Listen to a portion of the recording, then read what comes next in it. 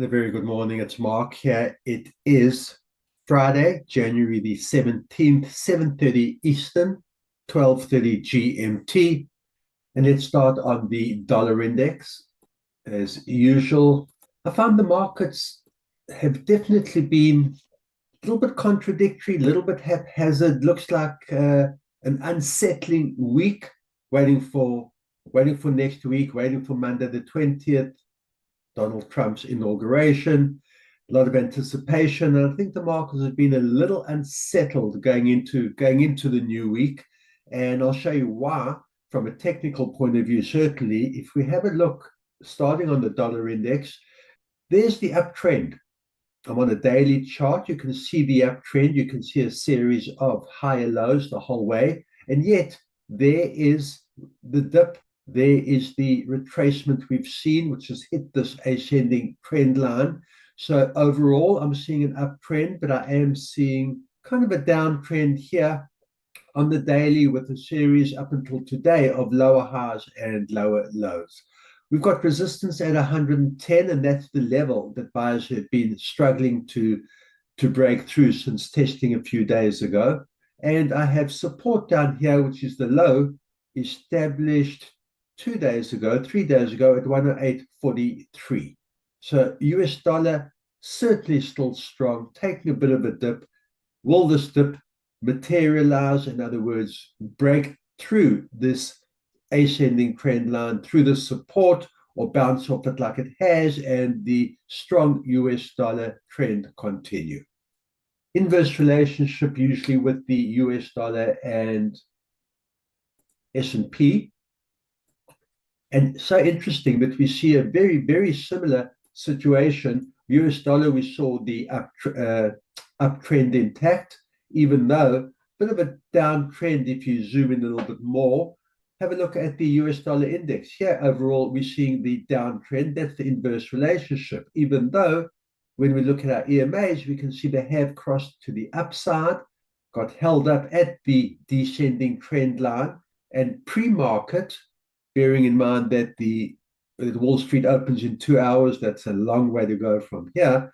However, it did open up at 5,972, and as we speak, it's sitting at 5,995, and that's almost about to test that all-important pivotal 6,000 figure. Again, is it going to break above the 6,000, go up and break above this descending trend line and above resistance at 6,019, alternatively bounce down off this descending trend line and the overall downtrend continue?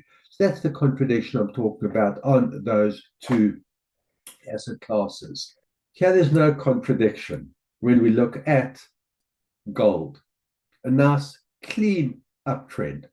It's been that way, well, pretty much since down here 2,584. That was middle of December last year. But all the way up, I can see a nice series of higher highs, higher lows, just the way an uptrend should behave. Going up, taking a breather, continuing up, taking a breather, and now on its way up. Yesterday was significant. Yesterday it broke above that 2,700 level, a level that's been trying all the way back to November of last year. Made a high yesterday of 2,727, hang around that area for now. Not much has happened yet, and it'll be interesting to see if this inverse relationship between gold and the US plays out the way it is. We saw overall a downtrend on the US dollar, and clearly we have an uptrend on gold. Buyers will be looking to test this resistance here. Yesterday's high at 2,725. Oil sitting at 79.78. But since it started the week, Brent oil started the week in an unusual fashion. We had a big gap up to start the week, all the way up from the close at 79.65, opened the week at 81.29. Since then, there has been a sell-off, fought back really strong on Wednesday after establishing support at 78.65, came all the way back up, and then we saw yesterday the sell-off continued, and so far today, looking like that might continue at 79.73. But within this weekly range, we can see no real trend has developed as yet. EMAs look like they want to cross down. Let's see how that plays out during the US session today. Bitcoin, that's a clear uptrend. And we saw some really big moves this week. We've seen a strong sell-off in 3 days, over 10, almost $11,000 trading range from 102.70 came all the way down to 91,198. Hung around for a few days. Then we saw it sellers step in, break through the very significant 90,000 level support, the 90,000 area between 90 and 91,000, broke below established support at 89,000, and then another 11,000 plus move in 3 days and came all the way up to the $100,000 mark. Yesterday, sellers stepped in, unable to maintain or add to any of those to the early move yesterday. Buyers stepped in at 97,000 and came to close again at that 100 mark. And today we've seen from the 100 mark now testing resistance at 102.